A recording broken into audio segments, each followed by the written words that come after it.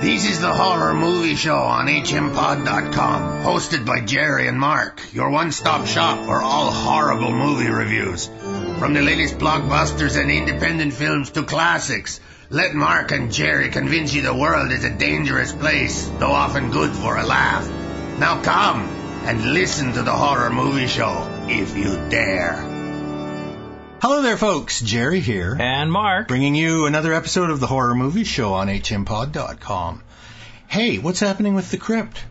I don't know. No, you don't know. They never got one for the Android. No, still waiting on that. Still waiting for them to turn it back on. I haven't been able to post. The guys behind it now seem just to be concentrating on making little movies and stuff like that. Not even horror movies necessarily, just little videos. So, well, more power to them, but that's a shame because the original idea was it was going to be a horror app, and that seems to have dried up. It's too bad. It would have been a nice place for a bunch of different sources to come together. Yeah, it was. And, for a little while anyway, it was a bit of a community, and it certainly opened some doors to us as far as getting interviews and so on with some big actors. Mm-hmm. I'm really happy. This leads into what I wanted to say.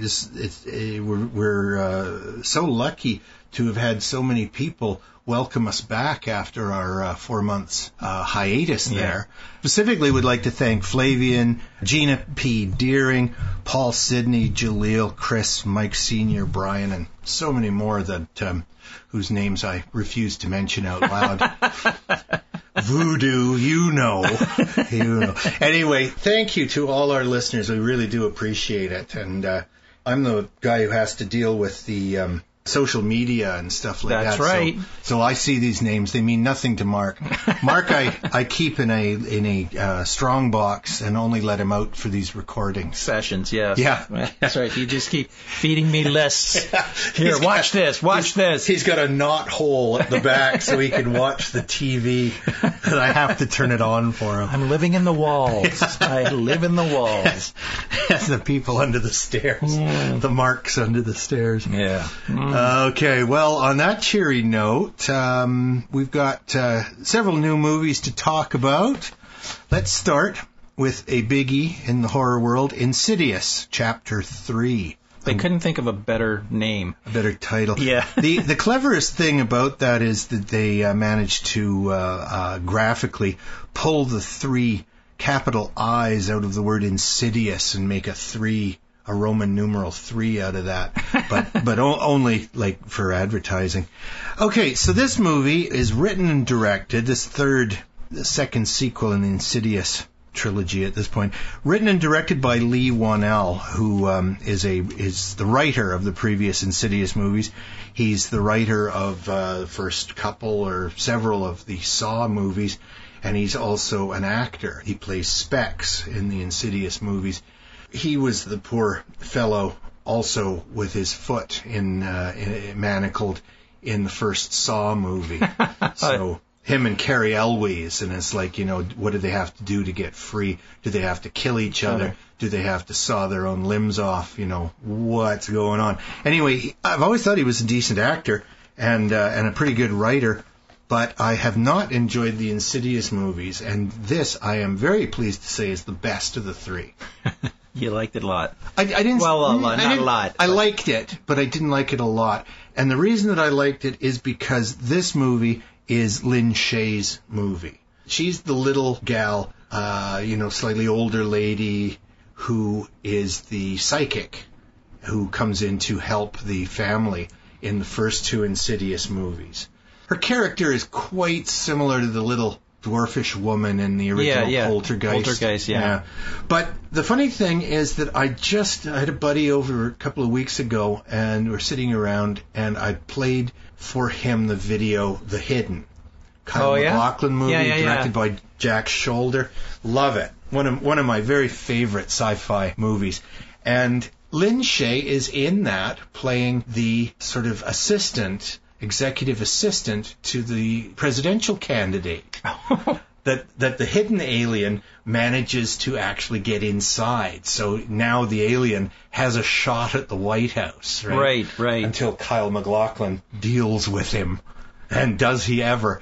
But, oh my goodness, what a great movie that is. So she's got a small part in that, and I also noticed, I guess it's years since I saw it, because this was a revelation to me. Not only is Lin Shaye in that, but so is Danny Trejo. Oh, is he? He's got one line when the alien is hunting Kyle MacLachlan and his human police partner in the jail, in the police lockup, and he's walking down and we could rule this planet. He says the bad alien with his gun, we could rule this planet, we could take over this entire world. And Kyle MacLachlan just, that's the first time that his human partner realizes he's an alien too. And it's like, uh-oh. But as the bad alien walks past the cell full of guys, Danny Trejo says, "Hey man, what kind of dude are you?" And bam, he gets shot immediately. That's it. Now, Lin Shaye also, not only does she carry this movie, I would say she's in more than half of the scenes, and she really is the focus of this movie, even more than the young girl who is being possessed and haunted. Right. It's Lin Shaye who saves the day. Sure. She also was in the two best movies by the Farrelly brothers. Kingpin, the movie about professional bowlers with Bill Murray. That's right. And Woody Harrelson. Okay. She plays down-and-out Woody Harrelson's landlady. And she is so awful. She blackmails poor Woody into having sex with her. Not just sex, but oral sex. And she is so ugly in that. And the other movie was the one they made right after that. There's Something About Mary. And she plays Mary's older lady neighbor.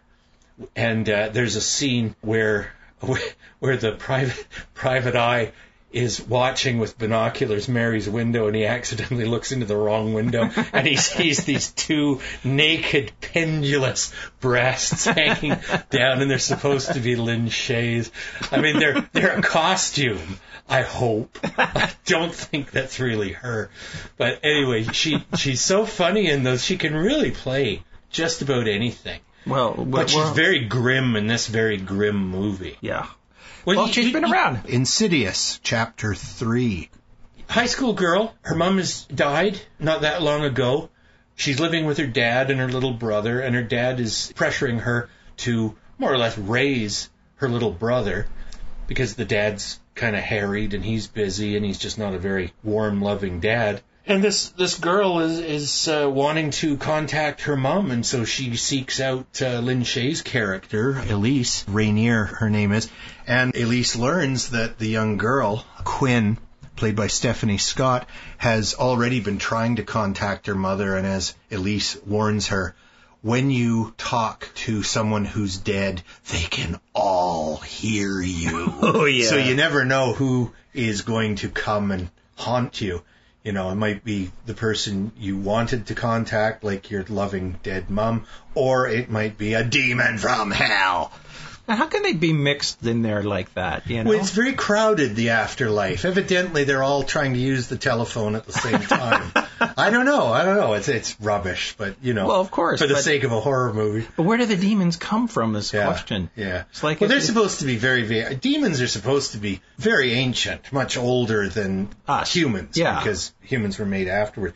So you have to sort of swallow the bunkum of the Old Testament and all that, the notion that there were angels and demons before there were human beings, that angels are superior. So it's like Greek mythologies, It's like there were the gods before us. Yeah, they are. Angels and demons are demigods. They are not as powerful as God, but they're more powerful than human beings. They do have superpowers.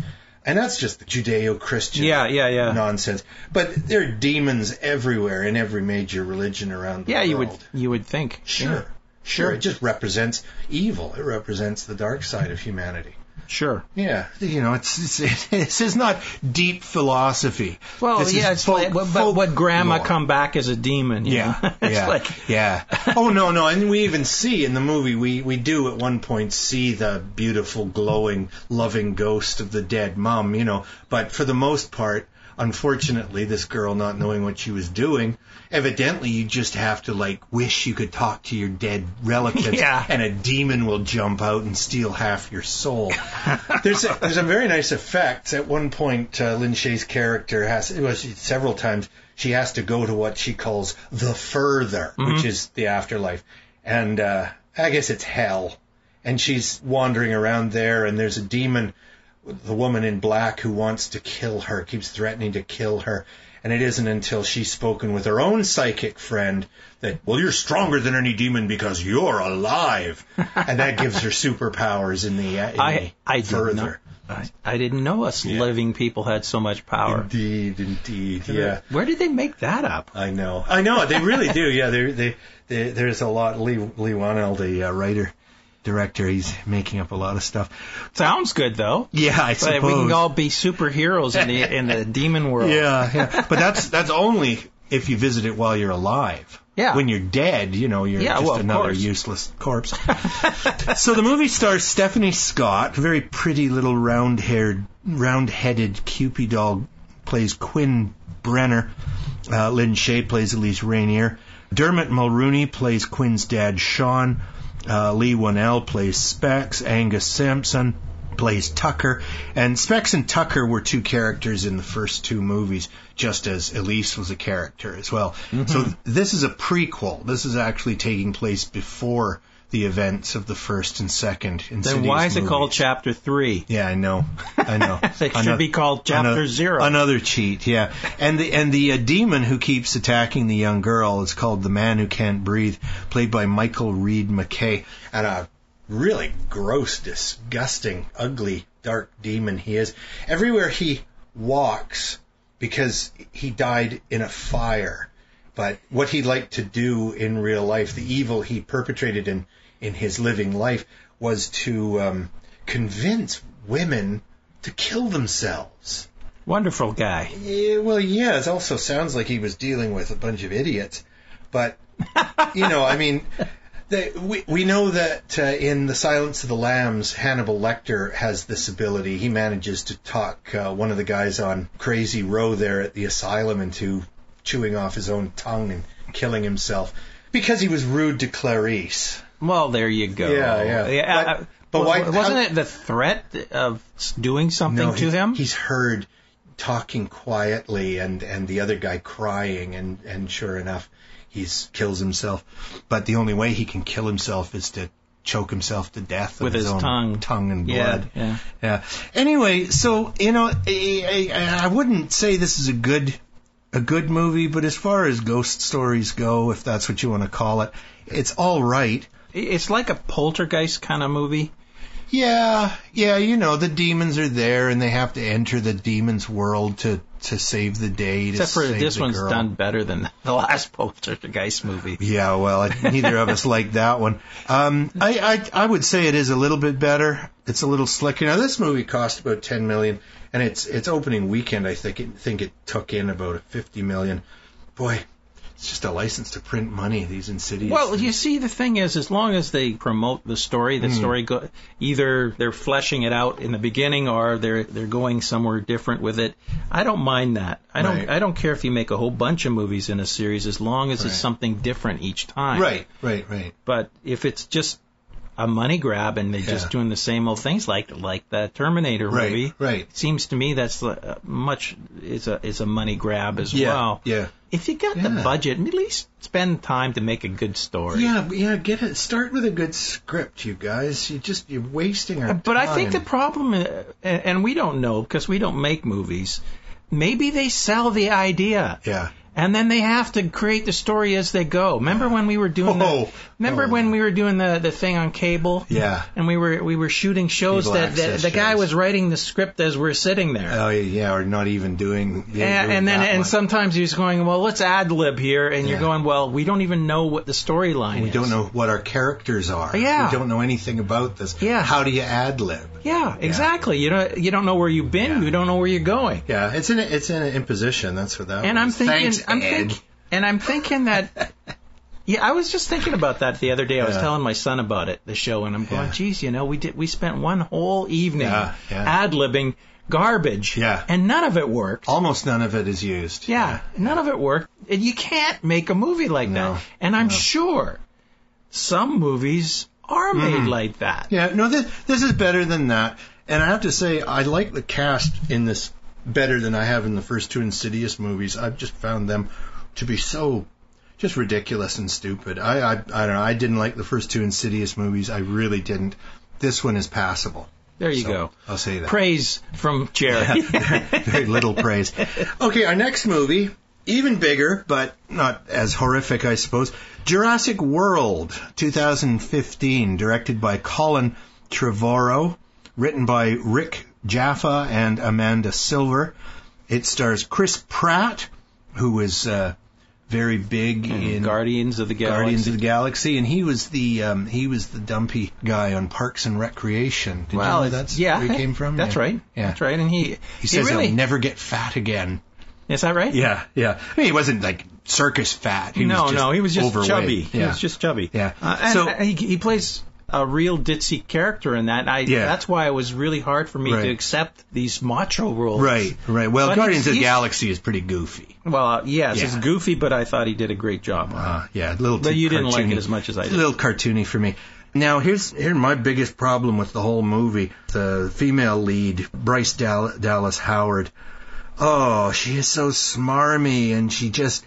this silly, little self-satisfied, smug grin on her face as she helps murder hundreds, if not thousands, of park-goers. She's such an idiot, and yet we're supposed to like her.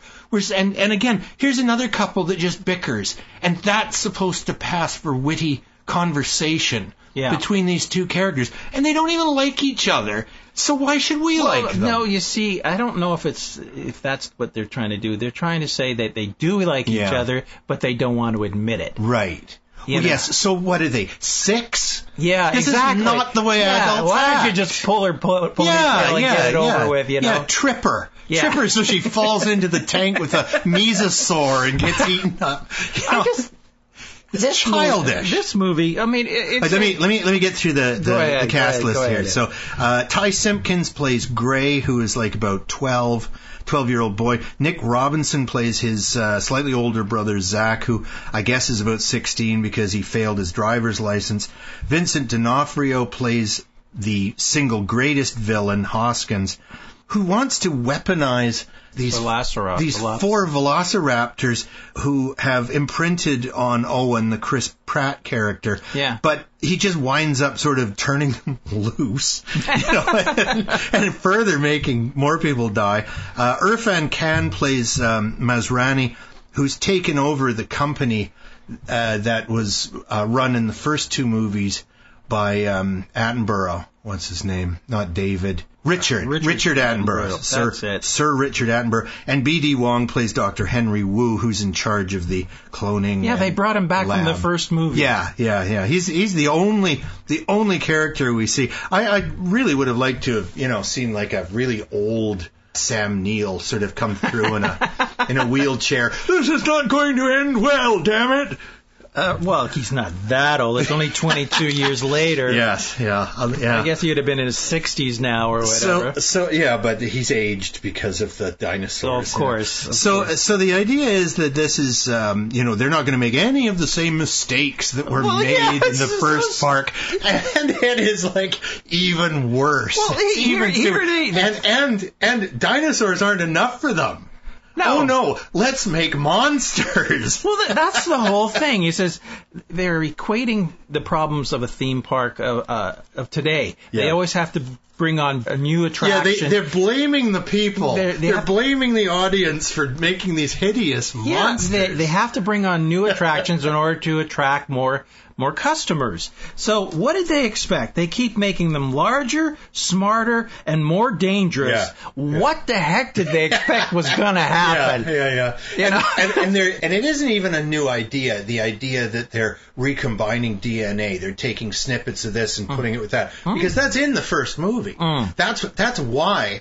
And it is, although they bury the lead in the first movie, the single scariest thing is that they're reproducing. Yes. And that is barely touched on. I mean, Sam Neill sees the eggs and goes, they're reproducing. How about that? Oh, you use some frog DNA that allows them to, the fact that they're all female, it allows some of them to become male and fertile. How about that? No, he doesn't.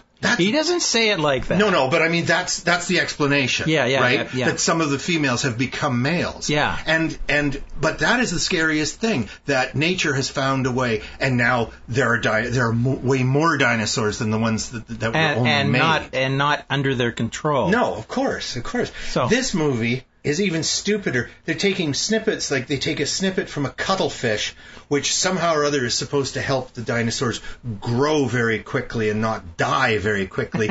But for some reason, the tiny little piece, the molecular little tiny piece of DNA that they use for that purpose also contains all the cuttlefish's ability to change color. So their giant monster can become invisible. Exactly. And from a little iguana or something, they've taken another snippet, and this somehow or other manages to allow the new monster to hide from infrared sensors. So they're cold-blooded. It's totally invisible. They're cold-blooded. So you can't use infrared on a cold-blooded thing because they're the same temperature as everything around them. No, that's not the way cold-blooded works. And anyway, I do believe that they say in the first movie that the theory that they were warm-blooded is proven. It's still debatable, but it is more than likely that dinosaurs were warm-blooded. And I thought it was interesting in this movie because they said that the little things that they introduced to the dinosaurs explains why the velociraptors don't look like the ones they found fossilized with feathers.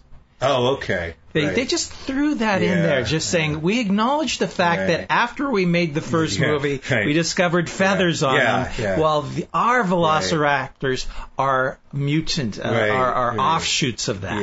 Yeah, they look like walking alligators. Exactly. Yeah, so they were trying to say, hey, now it all makes sense in the first movie. I'll tell you, those velociraptors are really fickle, because first they're on Owen's team, and then the giant dinosaur who happens to have some velociraptor in her, she comes out and she has a word with the four velociraptors who all go, yeah, you're right, screw the humans.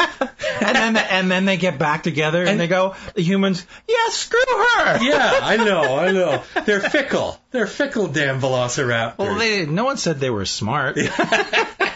Well, that's it, though. They are supposed to be smart. Well, that's the problem. In the first movie, they are smart. They did say they were smart. Yeah, and they're opening doors. They were just not very in tune to having any kind of loyalty. No. There's no loyalty among them. It's like, who do you think's going to win? Yeah. We'll go on that side. Yeah.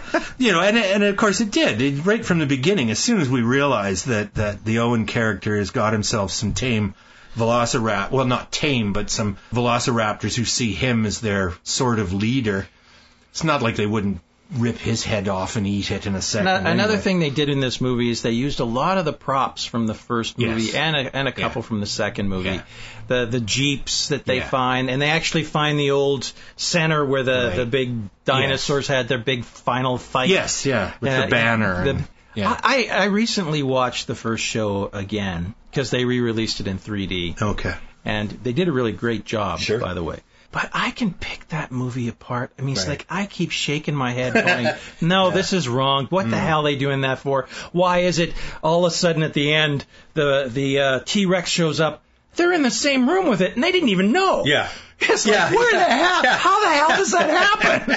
It just quietly came in the back door. Yeah. And it was having a smoke, and then it's like, all right, let's get these velociraptors. Yeah, exactly. I mean, it's like, there are so many instances that you go, that was a cheap scare. That just doesn't make sense. Why the hell are they doing that? They're climbing the electric rope. Yeah. The kid can fit right through the holes there. He's thin. Here's a little known secret of Hollywood. Steven Spielberg is not that great a director. Some of his movies are really good. Some of his stories are really good. But as far as being he can technically direct a movie, but he never brings anything artistic. He never takes it beyond the ordinary, I think. You have some directors who really, the movie is theirs. Yeah. But you look at E.T., and it's a fine little kid's story, sort of a Peter Pan type of fantasy, but ultimately it doesn't stack up against the great movies of the world. It's just a light entertainment. Yeah. And then he'll make a Schindler's List, which is a great heavy subject, but still it drags a bit. It's, it's a little slow here and there. I think a better director might have made a better movie. It's been a while since I've seen that. Yeah. But I know what you're talking about. Yeah. I mean, it's like I look at his stuff, and when they came out, they were fresh, they were new ideas, but at the same time, nothing dates well. No. And then you look at what he's doing, and you say, that's a cheap scare. Right. That's a cheap scare. Yeah. It's just, Well, you want to talk about cheap scares. How about Jaws? Yeah. Every 15 minutes, there's another jump. Yeah. Make you jump out of your seat. And but it's just a cheat. He cheats. Yeah.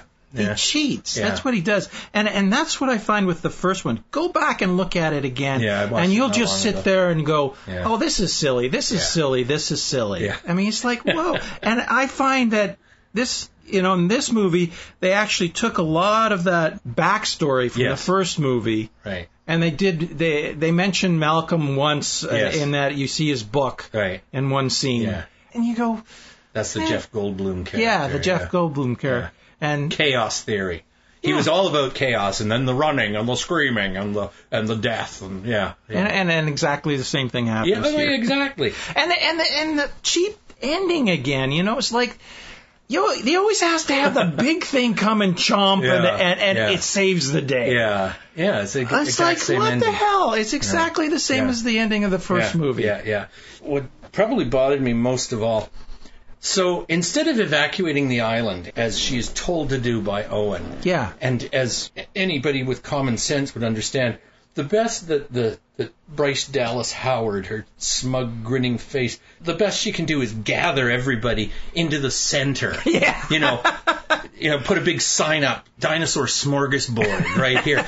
And then, holes get ripped in the roof where the pterodactyls and other flying dinosaurs are. And suddenly, and they're much bigger and much more vicious than they actually were in real life. Suddenly, these winged monsters are coming out, and they're tearing through the crowd. They're lifting people up and throwing them down. They're like dragons in Lord of the Rings. Yeah. And yet that's never mentioned.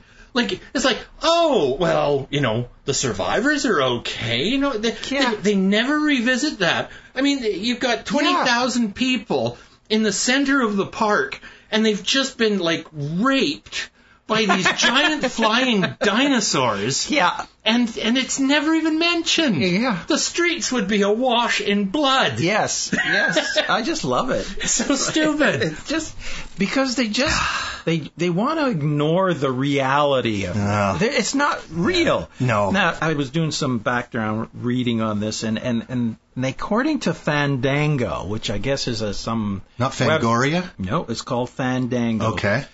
They estimate it would cost $23.4 trillion to make a real Jurassic Park. Yeah, good luck with that. Okay. And that includes buying the islands, right, and feeding the dinosaurs and creating the dinosaurs. Sure. Actually, creating the dinosaurs, they don't even put that much money in. It's like $10 million to create a dinosaur. Sure it is. But to upkeep $12 billion a year to upkeep the park. So far as I know, they can't clone a tiger, let alone an animal that's been extinct for 60 million years. Oh, so, yeah. But, that's pure. They're going for the mammoth. They are going for the mammoth. Yes. Well, as we're busy killing off the last of the African elephants, we might as well try and bring back a mammoth. Yep. Why not? It makes no sense. Sure. Okay, let's get off that bad movie. We've got some other good movies to talk about. Big movies, but let me talk about a movie I just watched today. A little movie, Mark hasn't seen it. It's called Starleaf, 2015 movie, directed by Richard Cranor, written by Cranor and Hugh Barry, and stars Julian Gavilanes, or Gavilanes, I'm not sure, plays James Hunter. Tyler Therese plays Tim Weaver, his buddy from Afghanistan. Shelby Truax plays Martha. Russell Hodgkinson plays Seth Guardrail Slaughter. Nice name. He plays an old hippie in this who's in charge of the Starleaf, which is alien marijuana. Oh, is it? That's the plot of this movie. That's the big device. But Russell Hodgkinson, you might remember his name. He's Doc in Planet Z. What is it? Z Nation. Z Nation. That's right. Yeah. Yeah, he's the old dude. Didn't you talk to him? No, I might have the opportunity to interview him about this movie, and I would try and talk to him about Z Nation as well. But hasn't happened and may not. Anyway, and then Richard Crennar, the co-writer-director, he plays Ranger Dave, and he's the best thing about this movie. He's very funny. So the idea is it's a comedy? Well, it has comic moments in it. Yeah. So it begins in Afghanistan with the two young dudes. One of them is a sharpshooter and the other is sort of his sergeant or something. And sharpshooter is being urged by his buddy to make a pink vapor, pink cloud, something like that. In other words, blow somebody's head up. Ooh. Right? And, you know, there's a woman with a child and a bomb being strapped to the kid's body to blow up civilians. So it's like a whole horrible war situation, you know, do you kill the kid and all that. So a little touch of American Sniper with a little more heart than that movie has. But then that PTSD visited on the sharpshooter because he had to kill a kid and all that stuff. Now it's after their service, and the two guys and the girlfriend of the older guy, of the guy who isn't the sharpshooter, the three of them are on a trip in Washington. They're up in the Olympic Peninsula, just down the coast from us near Seattle. They got two things they want to do. One, the girlfriend, who has a passing resemblance to Kristen Stewart from the sparkly vampire movies, Twilight. Oh, okay. The Twilight movies. Okay. She wants to do the Twilight tour. Oh, okay. and the guys don't want to do that. And her boyfriend, he wants to find the star leaf. And all you can do is go and get a map, and you have to agree not to take any pictures of the star leaf and not to take any out with you when you leave. But you can go in and smoke as much as you want. Smoke as much as you want. And so they go in and they find the starweed, and they all get high, and there's lots of very entertaining special effects and so on as they hallucinate on the starweed. But then there are also things that aren't hallucinations. There are gray aliens running around, and Ranger Dave, who may or may not be an alien himself, and the old hippie dude, the guy from Z Nation, who may or may not also be an alien, you know. So, it's just it's a real load of nonsense, and it barely hangs together. And I would say by the end, when thanks to a little bit of magic, everybody's okay again. So it's like a happy ending, as you want in this, because what this is a movie for people living in Colorado and Washington to get really, really stoned and watch. So that it would be quite enjoyable if you were whacked out your brain. But oh my goodness, it's got a lot of faults. But like I say, watch it just for Richard Crannar's performance as Ranger Dave. So what are the aliens doing? The two human guys seem to think that they're just pests, that the star leaf is also a star gate, so it opens the door to other worlds. Okay. So these aliens slide through to our world. So are they? They're just sort of annoying. Are they like 3 feet tall? These aliens? They're not very well made. They just sort of they look like you only ever see, like, you know, from the neck up, and their long bony grayish fingers. Black hands. They're supposed to be, I think they're just paper mache, but then they use CGI to sort of make them frown and blink their eyes and stuff. But all the CGI stuff, at one point the old dude is like, you know, a magician, and he's sending fire bombs out from his hand, as one very, very stoned might think he could. Yeah. And he's like, you know, so he's shooting these grenades and mortars out of his fingertips, and it's all just CGI, and it just looks like, okay, so it's low budget CGI, super low budget, but still, I kind of liked it. I kind of enjoyed it. It's so stupid. It's fun. It's a bad fun movie. Okay. Yeah, Starleaf. That's there you go. Okay. Well, let's get on to a really, really good movie. Probably my favorite movie of this show, Ex Machina. It's a pretty cool movie. Yeah, 2015 movie written and directed by Alex Garland. He's made some great movies. It stars Domhnall Gleeson as Caleb, Alicia Vikander as Ava, Oscar Isaac as Nathan, the genius inventor, and Sonoya Mizuno as Kyoko. Not a lot of people in this movie. No, it starts off in an office with this young fellow winning what he thinks he's won a lottery to go off to this genius's secret mansion off in the wilds. And the genius is sort of a Bill Gates, Steve Jobs combo of many, many geniuses. And he's been working secretly on artificial intelligence. In fact, an intelligent robot. Mm-hmm. And Ava is the result. And the young fellow has been brought in to test her. To run the test to find out whether, I think it's called the Turing test, to find out whether or not she can pass an intelligence test. While talking to her, do you realize that she's a fake, that she's simply running a program, or can she fool another human being? And not necessarily fool, but actually be able to think. Well, that's the same thing, because it is a machine. But can it fool you into thinking it's another human being? Yeah. So is the intelligence that fluid and that clever? Majority of the movie is the young fellow and this beautiful female-looking robot getting to know each other. Yeah, the special effects are great. Oh, she's wonderful. Transparent in the waist and parts of her body. That's right, arms and it's pretty cool how they did that. Yeah, and just her face with like a mechanical skull behind her. And now, Caleb's a coder for a computer company, so he's thinking very technical when she responds in a certain way. He's trying to figure out how she did it. And the guy who created her, Nathan, he's like this hippie guy that drinks to excess. Oh, he's drunk every night. He's trying to screw with Caleb's head. Yeah. And he's not a nice fellow. He's a horrible manipulator. I don't know why you say hippie. Why do you say hippie? Well, he just, laid back. He doesn't want to really talk technical. He wants to talk feelings and all this stuff. But see, he's got an agenda from the start. We never find out what he really, really wants, except to control everybody. Yeah. So hippie to me, unless you're talking Charles Manson. What I'm talking about is laid back, drunk.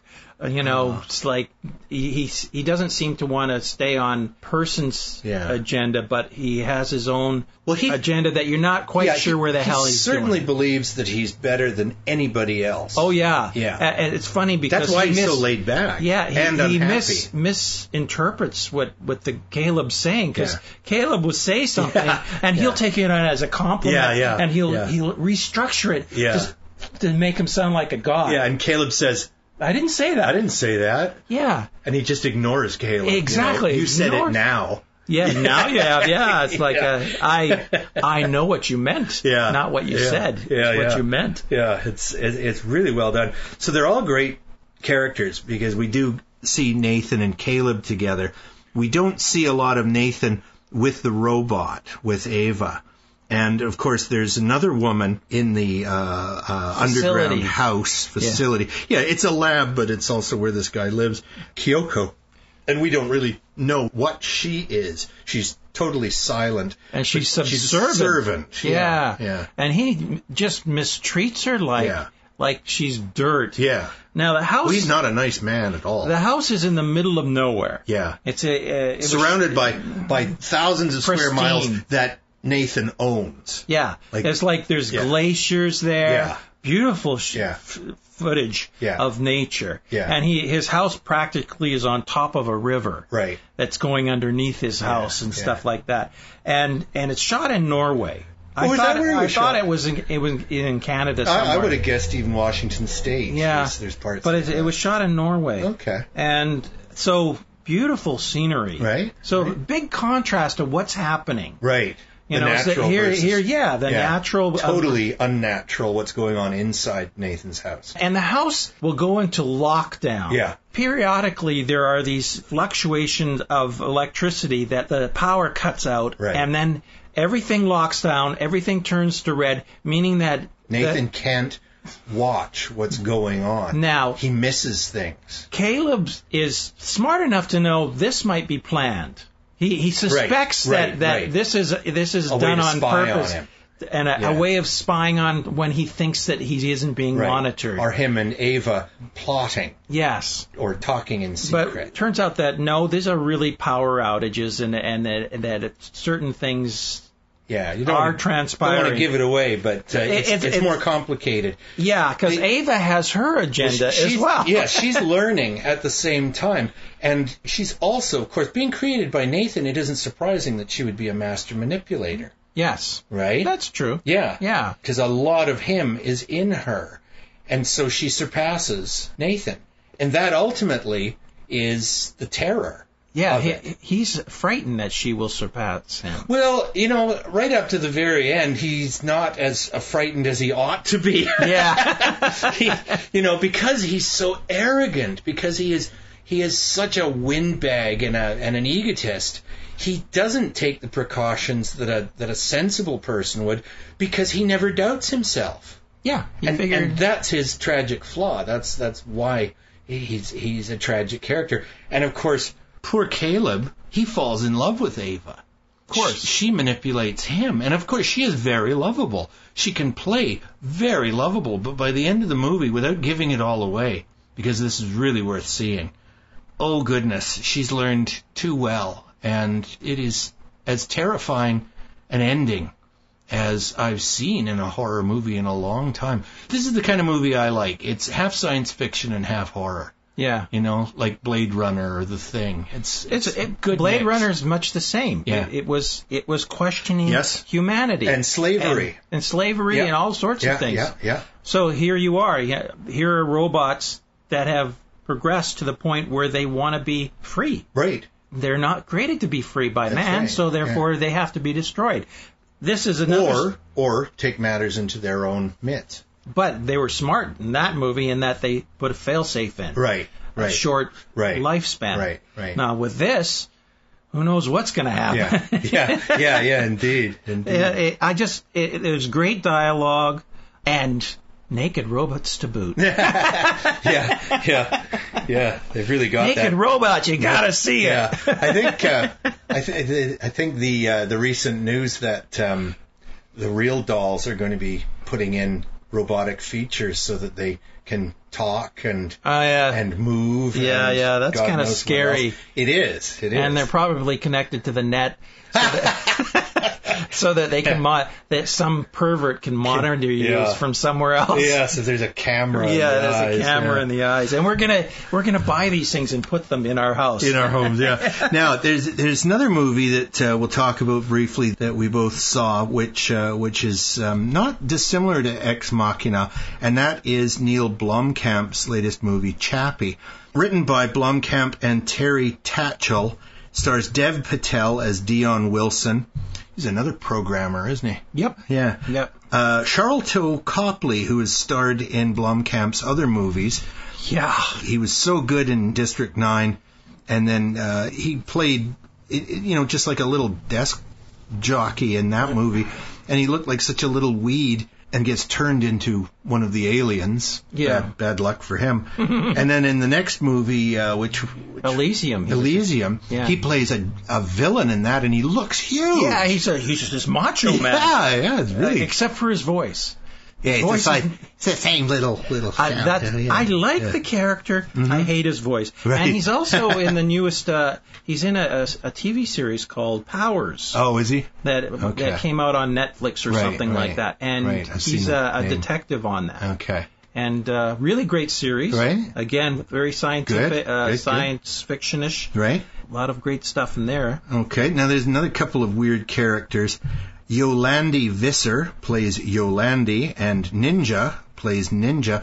Now, those two are two members of this South African-based rap band, and it's horrible, sort of industrial noise mixed with rap. I can't stand it, but it's very popular with the kids. Hugh Jackman plays the biggest villain in the movie, Vincent Moore, and Sigourney Weaver plays the boss at this robotic company. So the idea is that this company is producing police robots, which are being used to suppress the rioting population as the world becomes worse and worse. And Chappie is reprogrammed to have feelings. Yeah, human intelligence and a personality. And so he becomes an ally against oppression. But the thing about this movie is that there isn't anybody in it that I could identify with. Because the couple of wild kids who are out, living in they're murderers. Yes. They're drug-pushing murderers. Yeah. And I don't like them, and they're the ones I'm supposed to side with. Yeah. And I wouldn't. They're all villains in this movie. Yeah, they steal Chappie. Yeah. And then they train him. Yeah. To be their accomplice. Yeah, to be like this obnoxious, rapping, idiot robot. And they're going out and stealing things and doing criminal activities. Yeah. But Chappie is played like a little kid. Yeah, he's very, very naive at the beginning. And I don't want to do anything bad, man. I don't want to do anything bad. Yeah, they've got a real deep South African accent that's for Charles Chappie. Copley, yeah. Yeah, but again, the three movies, District 9, Elysium, and this movie, have the same feel through them. Yes. Well, done by the same director. Yeah. It's almost like they're all in the same world. Yes, very much. And that's... And it's all about fighting authority which is going to kill us all. Yeah. Or at least exploit us all. So that's what I found about this movie. It wasn't anything different. No. District 9 is so good, but he hasn't added anything to that. It's almost like with that M. Shyamalan Ding Dong. Yeah, M. Night Shyamalan. Yeah. Doing the same thing over and over again. This guy seems to have the same... It does feel that way. I agree. And I'm going, give me something different. Yep. Oh, yeah. No, it's true.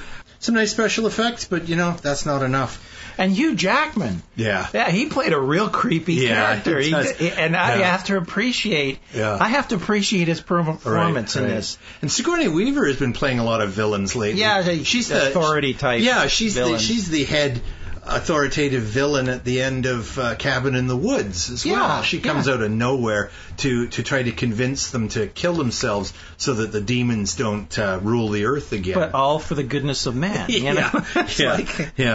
I like Hugh Jackman. Yeah. I thought it's a little sad to see him in this. Fact that he plays such a different character, I enjoyed that part of it. And like you said, the special effects are great. Right. The look is good. Yeah. But it looks the same as the other two movies. Absolutely. And there's really nothing new here. And I agree 100%. No sympathy for the characters in this thing. No, they're horrible.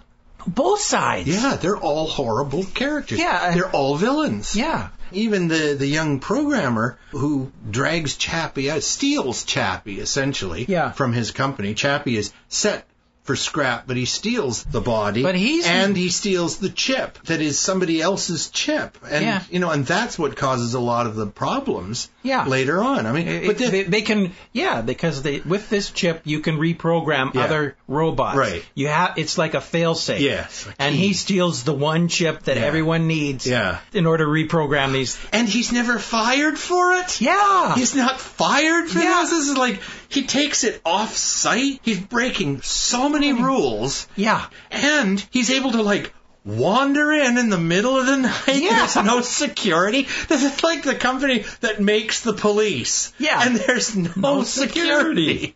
And also, the Hugh Jackman character's big secret police weapon that he can't get funding for from Sigourney is just a ripoff of RoboCop. RoboCop, that's what giant robot. Yeah, I was thinking the same thing. You will disarm yourself immediately or I will open fire. It's exact same character. And even looks the same. And the beauty behind it is he gets to control it from a remote site and act like and he's doing all the killing. Yeah. It's not the robot doing the killing. No. It's Hugh Jackman doing the killing. Like a Waldo. It's so sick. Okay, I want to talk very briefly because I don't want to keep them waiting, but I want to talk very briefly about another small movie that they asked us to review. It's called Closer to God, written and directed by Billy Sinise, 2014 movie. Stars Jeremy Childs as Victor. Notice these names. Shailene Newman as Mary, Shannon Hoppe as Claire, David Alford as Richard, and Isaac Disney as Ethan. Okay, well, Victor and Mary, anyway. Starts off as a sort of Frankenstein story. Oh. Victor is a scientist. Yes, Victor Frankenstein. Yeah, and he's made clone of the first human being. He's created a little girl named Elizabeth. And this has caused a huge rift in society. People picketing the lab, and they move it from the lab to Victor's house. Now they find out she's there, and they're picketing his house. Meanwhile, there's a whole other story, which just seemed like an afterthought, but overtakes the whole Frankensteinian story of the little baby, which I thought would have made a good movie. But the story that overtakes it is that there's a couple who sort of housekeep for Victor in his big rambling mansion, which, of course, every scientist can afford. And this couple, they have a child who wasn't supposed to live past infancy. So Victor did some kind of an operation and created a really hideous monster out of this little boy who the parents have been keeping him, under lock and key because he's extremely violent and he's growing at an enormous speed. And so when he gets loose, he just starts killing people. He's like a real brat. See, that's what a parent wants to see. Yeah, really. Yeah. At what point did it occur to them that this isn't our kid anymore, and that maybe this hideous thing should be put down? Yeah, well, the dad sort of sees that, but the mom is protective. But in any case, I just didn't understand why the movie suddenly switched to this far less interesting monster than little Elizabeth. I would have liked to have seen that thread continued. I'm not going to give it away, but the Elizabeth story ends pretty abruptly. It seems in the middle of nowhere, and I don't know why. I was really disappointed by that. So anyway, a competent movie, good acting. I really thought that Jeremy Child playing Victor does a terrific job. He's tall and lean and angular and seamed face, looks a little like Basil Rathbone, the Hammer horror type actors. So, I don't know. I look forward to the next movie by Billy Sinise. I hope it'll be a better one, but with a better story next time. Yeah. Because he's obviously, good. The movie looks great. And it does hold together, but I just didn't like where it went. Yeah. Took a 90-degree turn and never recovered. I didn't get that. Again, you never know how it was written. Yeah. Felt haphazard. It felt like two stories stapled together. Colliding. Yeah, smashing together. Yeah. Okay, shall we talk about one more, or shall we save it till next time? I think that's good enough. All right, well, that's it. You people don't get any more because Mark has decided. You guys are sick of our voices by now anyway. I know I am.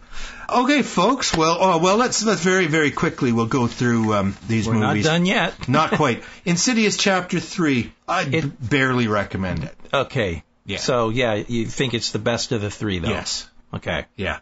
If you like the Insidious movies, there's really plenty of reasons to see it. Mm-hmm. I didn't like the Insidious movies, so I'm surprised I liked it as much as I did. There you go. Yeah. Jurassic World. Yeah. Disappointment. Yeah. I wanted to like it. Yeah, same here, but it takes the same cliches. Yeah. They try to introduce new things, but they end up doing the same thing with them. Yeah. Oh, I know. Yeah. Yeah, it's like, what the hell? Lack of new ideas. And the fact that, like you said, I mean, it's like this whole being aware that there's been a tragedy. Many people have been killed. You would think that the governments would be sending helicopters to destroy all the dinosaurs. Yeah. And instead, we survived and everything's going to be Some okay. of us survived. It's like, I just... Meanwhile, could everybody get a sponge and start washing the blood off everything? we got to be prepared for tomorrow. Yeah. Okay, my favorite movie of the last little while, Ex Machina. And I'll just spell that because that is, I think, the pronunciation. The title comes from the God Machine, which was Deus Ex Machina.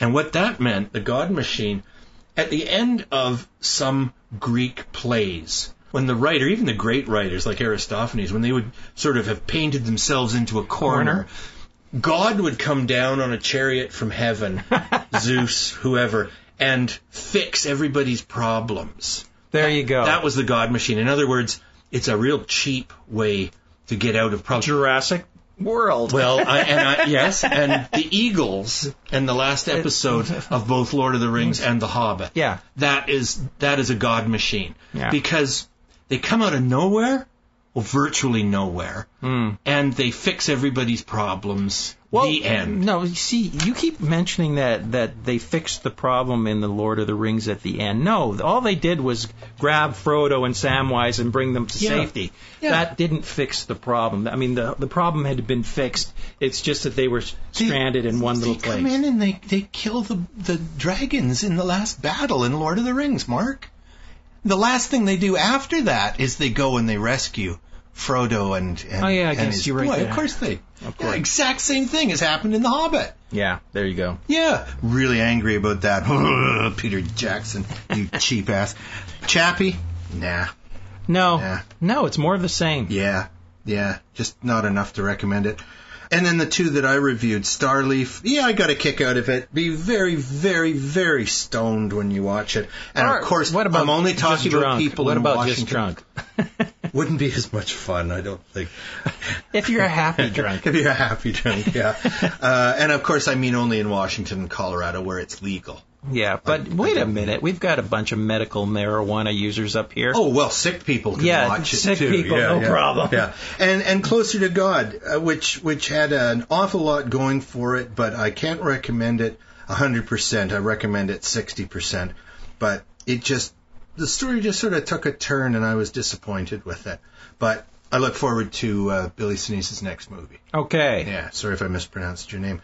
I also wanted to say, while we're still on it, that the Ex Machina and the Chappie movies are just a part of a real ongoing fad right now in movies.